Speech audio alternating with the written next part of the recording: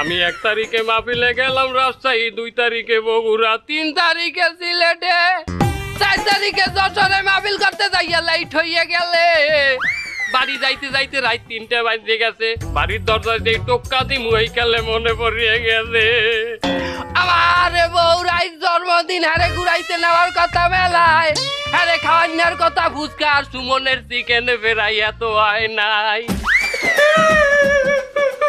আরে কত সুন্দর রস, চোখ দিয়ে পানি পড়ে।